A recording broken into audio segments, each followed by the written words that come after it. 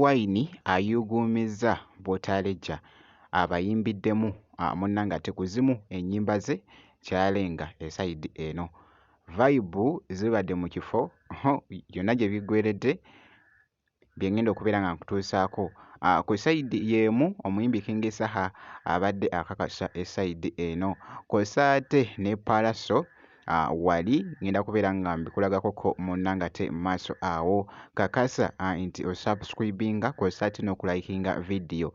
Bambidde Geminati sinzira ku Geminati Yogi nno kansoke nkutegeeze munnange nti Bobi Wine ku lunaku olw'okulala Butaleja nkugambye yawoomye esayidi eno. Butaleja yawoomye munnange.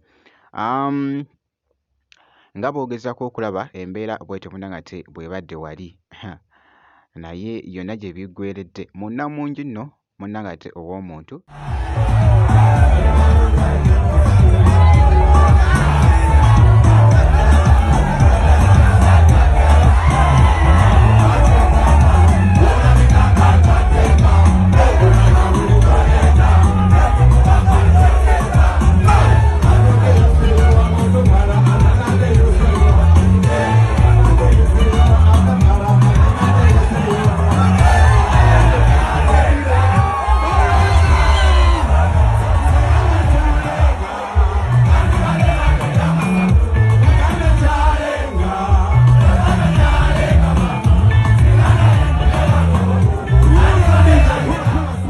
Omukulu munnange ate Bobi Wine leero bw'atyo bw'alabiddwako munnange ate mu campaign esayidi eyo.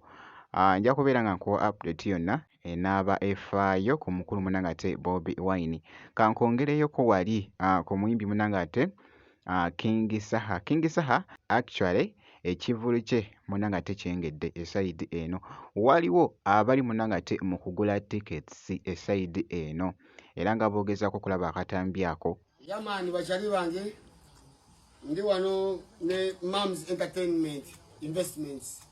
Mams Investments baguze tiketi zaabwe 2 3 4. Mams Investment yaguze tiketi zaayo, so tuli nabo gena kuzemeza 21 November Lugogo Cricket Oval. Nsinga nnyo muganda nge bali kumpagira abantu baffe bagambi bakwata obudde nyimirwe okuva ku makya paka ku makya. Ku sayidi y'emu avuddeyo munnange ate n'akakasa nti agenda kubeera ng'ayolekera munnange ate e Canada. Show bakyali bange ab'e Canada Saturday. This Saturday Canada Toronto tuli fenaka ab'e Edmonton omuli wa weekend ejja sure kwatagane Canada showtime. Nga bw'ogezaako okulaba akatambi ako naye waliwo munnange ebibadde bitambula actually nti obulwadde bwamuzeemu naye ngenda kubeera nga munnange ate nga nkutegeeza ndowooza ku vidiyo ndowooza gye ngenda okubeera nga nkola tuzuule munnange ddala kituufu esayidi eyo nja kubeera nga mbikutuusaako naye nno byebyo nno munnange ate esayidi awo ku muyimbi munnange ate King Saha ku sayidi y'emu nenkeberako munnange ate ne ku Pallaso babadde beeguddeko ko n'omuyimbi munnange ate Nina Rose ku Highway wali njukira nti nno wali munnange ate mu campaign ez'omukulu munnange ate Bobi Wine esayidi eyo mwana muwala munnange ate Nina Rose.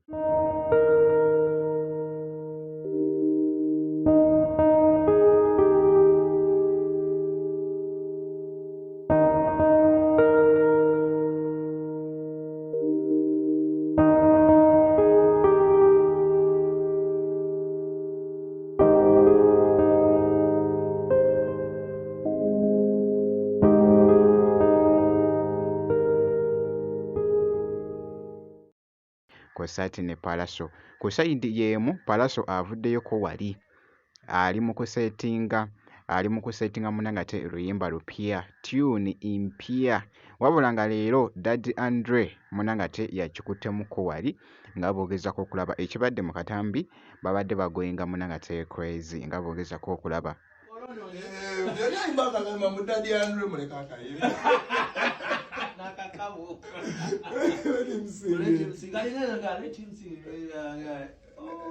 Mongeza hapo kaska. Ndari 100. sings that song, Daddy Andrew?